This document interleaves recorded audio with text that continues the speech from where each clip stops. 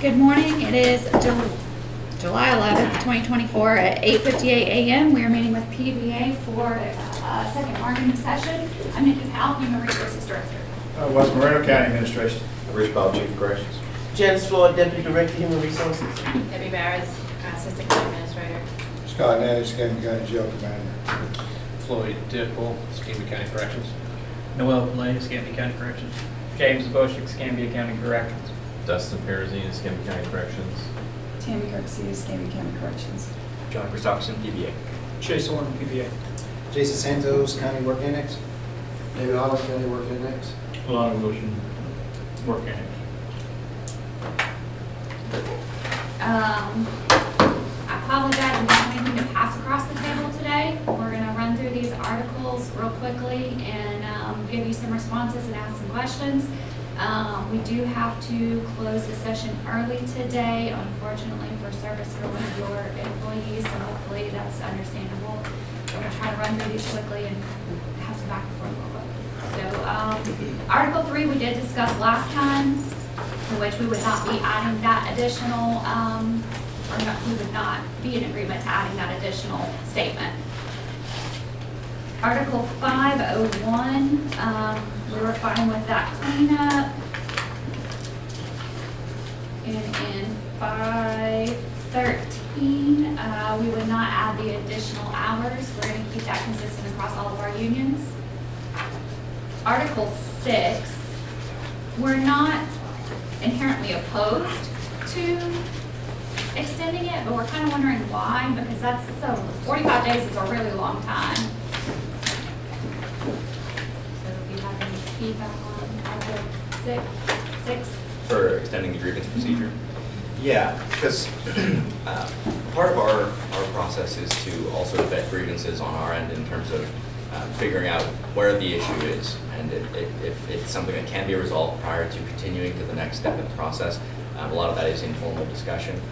We'd like a little extra time to do that because we understand that it is in the interest of both the agency and the association to resolve these prior to getting any further. So a little extra time is what we'd ask for on that.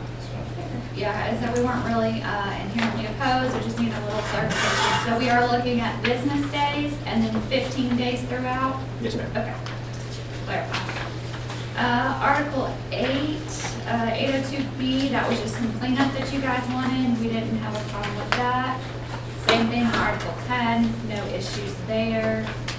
Article 13, with the leave, I think I went through the calculation last time, and that's an annualized calculation, not a per shift or per month or per employee. That's an annualized calculation. So we would leave that at 8 for the sick leave. On J, we would,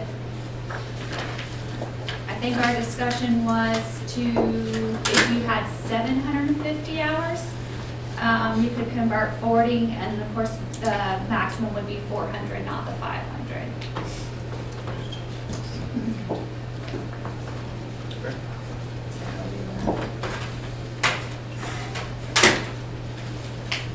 Annual leave, again, we're not looking to make any changes. We're going to keep that consistent because that is on an annualized number of hours.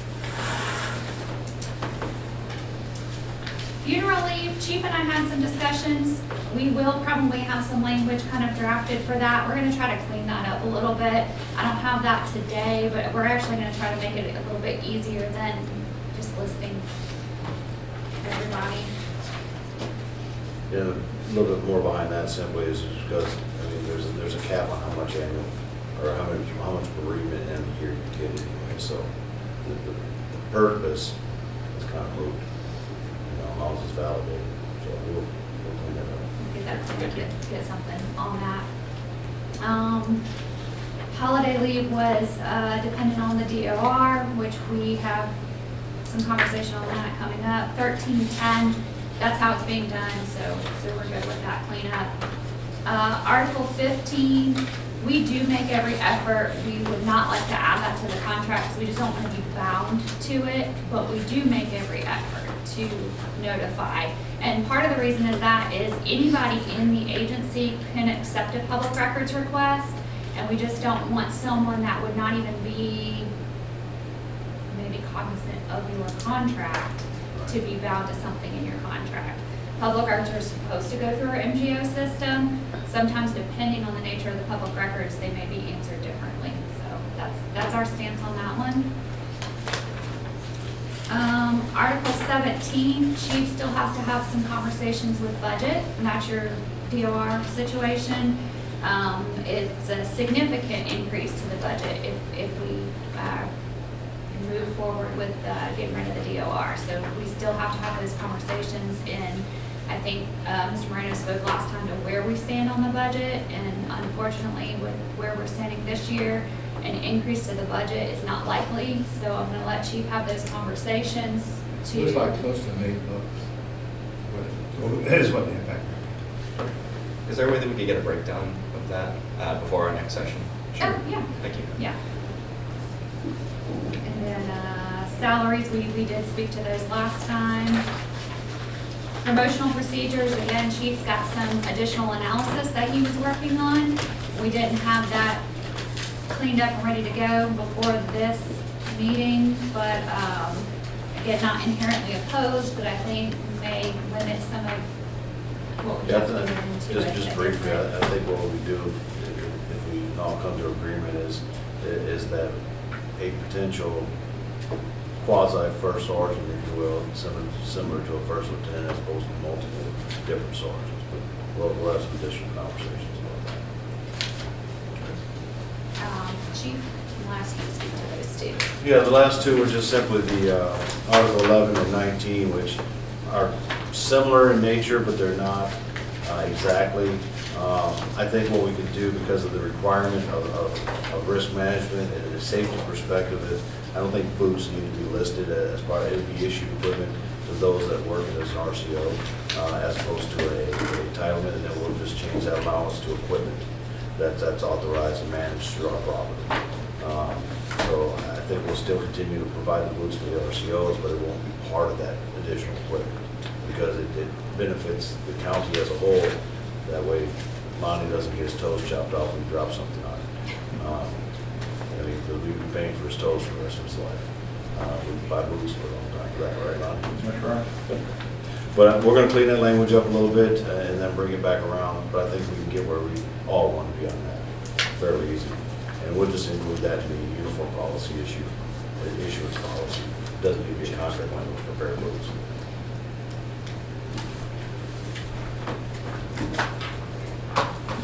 So we'll open it up for any discussion on those articles for you guys, or we can caucus and come back. We've got a little bit before everybody's got to leave. Would the agency be opposed to, if we were talking about the supervisors as a career path, and I think that's kind of part of the discussion that we were talking about, in terms of a progression in a career path, would there be any opposition to using that terminology rather than promotion? Because we are talking about people that are still. Yeah, there's going to be a difference. I mean, it will be a progression. It won't be a promotion. I mean, that way it's not a permanent because depending on performance, I mean, just like we do with first lieutenants, if they're not performing at the optimal level we expect them to, we bring them down back to a lieutenant. I mean, Okay. because it's administrative aspects more than anything. For the career path for officers, it uses the term promotion. We discussed that actually is a progression, not a promotion. So that just needs to be cleaned up in Article 22. Yeah, we can do that. It's not an issue. Did It's you stuff we guys talked pre- about. did you guys I didn't present change that? it, no, Okay, that's a new one. yeah. That's a new one that came up That's- after we gotcha. presented this, that word just needs to be changed because it's always referred to as they're progressing. So, because you can take a promotion away, but they're progressing to first class senior master. So, Should be able to.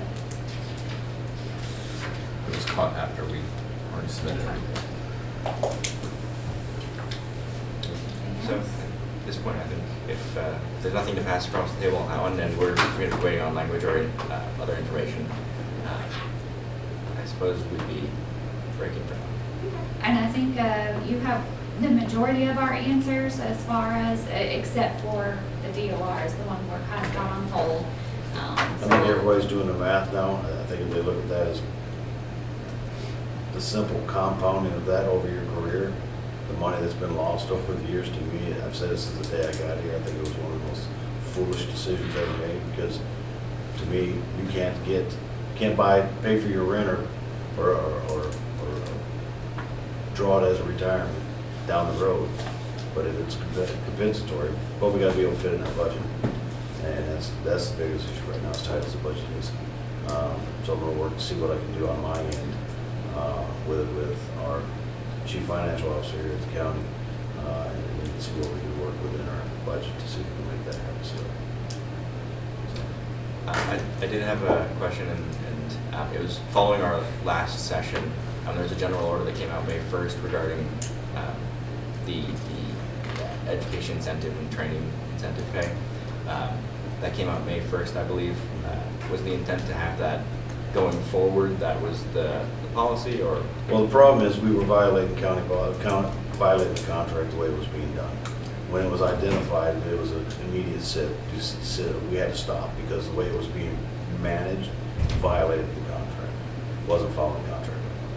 So we clarified it with a written policy. We gave everybody the understanding and used the contract language to expand on that and put it out there. That way there was no more confusion.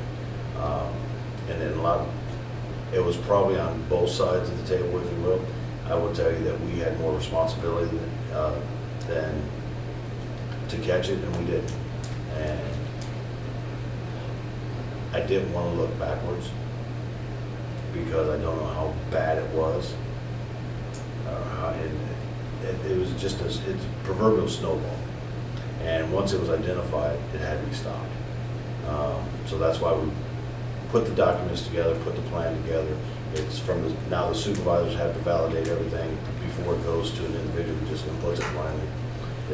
It's a signature off on all the training certificates and everything to validate that training from the frontline supervisor all the way through my desk before it goes to the individual who does the award, if you will, and the advancement. And it was kind of, I'll just say it half-assed done. It's been done that way for a long time.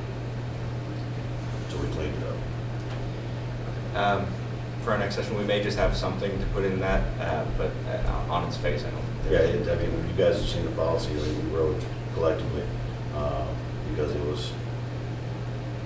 wasn't what it was intended to be by contract. And that's keeping it as clean and simple as I can. Thank you. Do you want to close or caucus? Do you have anything you wanted to bring back, or? We can close for Okay. recess. Okay, we appreciate you guys being understanding today, and we'll go ahead and close. Thank you.